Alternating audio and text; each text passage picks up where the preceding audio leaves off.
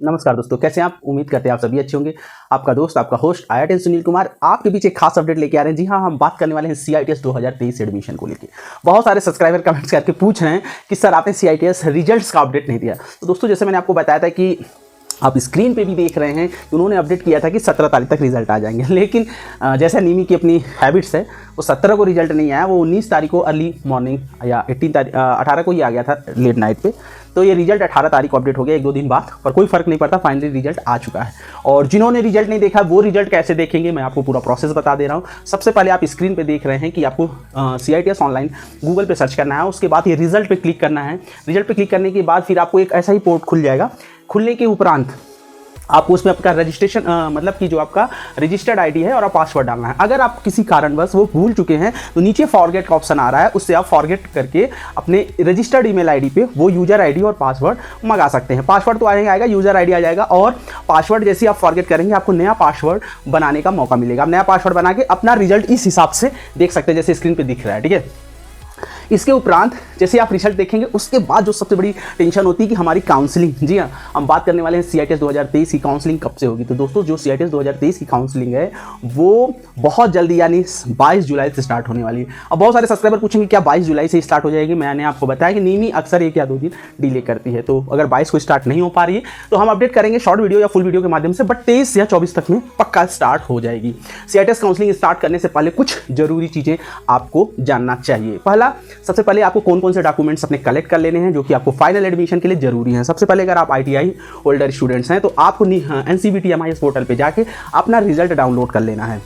हर एक रिजल्ट, अगर आप सेमेस्टर वाइज हैं, 4 सेमेस्टर का रिजल्ट है तो चारों सेमेस्टर का, और एक कंबाइंड रिजल्ट होता है, वो डाउनलोड कर लीजिए। और साथ में ही आपको अपना सर्टिफिकेट भी डाउनलोड कर लेना है, ठीक है। और अगर आप डिग्री डिप्लोमा होल्डर हैं तो आपको अपने फाइनल मार्कशीट के साथ आपको अपनी डिग्री भी इंक्लूड कर लेनी है। अगर आप OBC कैटेगरी की स्टूडेंट है तो OBC कैटेगरी का 3 इयर्स वैलिड भारत सरकार का प्रमाण पत्र, इंडियन गवर्नमेंट का प्रमाण पत्र, जैसा कि आप स्क्रीन पे देख रहे हैं इसी फॉर्मेट में होना चाहिए। भारत सरकार का प्रमाण पत्र चाहिए, स्टेट गवर्नमेंट का OBC सर्टिफिकेट वैलिड नहीं है। इसका कारण मैं आपको बता दूं, बहुत सारे पूछेंगे कि स्टेट गवर्नमेंट का क्यों वैलिड नहीं किया जाता, क्योंकि कुछ कास्ट जो है स्पेशली उस स्टेट में चूंकि है OBC कैटेगरी के अंतर्गत आती हैं, लेकिन इंडियन गवर्नमेंट उन्हें OBC कैटेगरी के अंतर्गत नहीं रखती। तो ऐसे कास्ट बहुत सारे हैं जो कि अपने स्टेट में OBC के अंतर्गत आती है, लेकिन भारत सरकार की जो लिस्ट है उसमें OBC कैटेगरी के अंतर्गत नहीं आती। इसी वजह से इंडियन गवर्नमेंट का ही OBC सर्टिफिकेट मान्य है। SC ST सर्टिफिकेट बनवा लीजिए। EWS certificate only 1 years valid होता है, तो अगर किसी के पास पुराना है तो उसे रिन्यू करा के नया बनवा लें,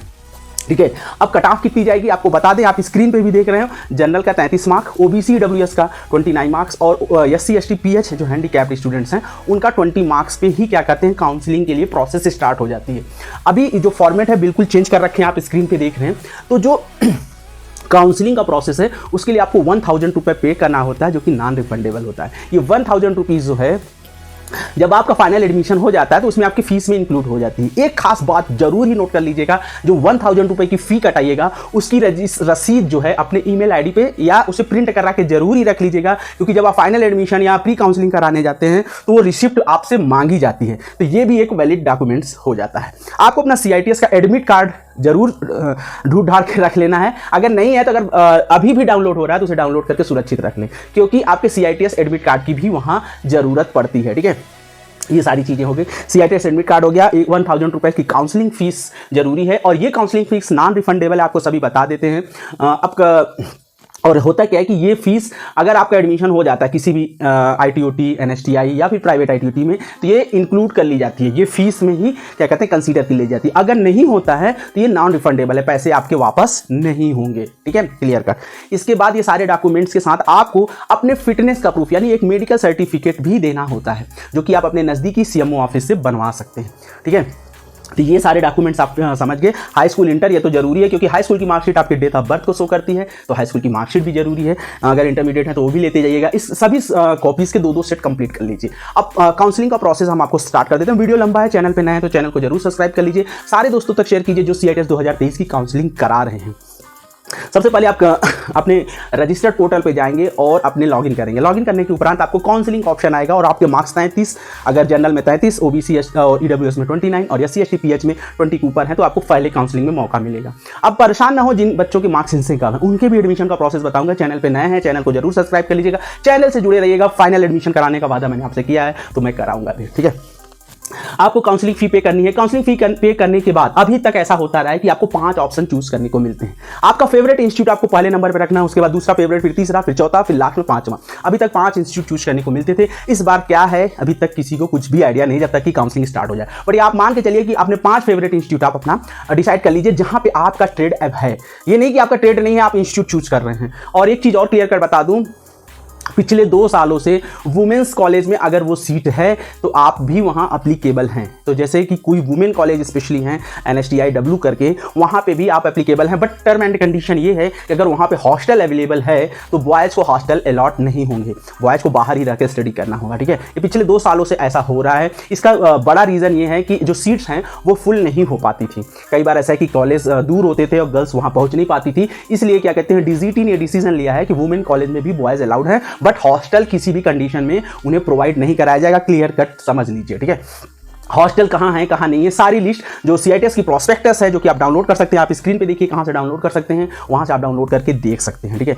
अभी एक वीडियो बहुत जल्दी आने वाला है कि NSTI ITOT और प्राइवेट ITOT में क्या डिफरेंस है, ठीक है, तो उसको भी जरूर देखिएगा।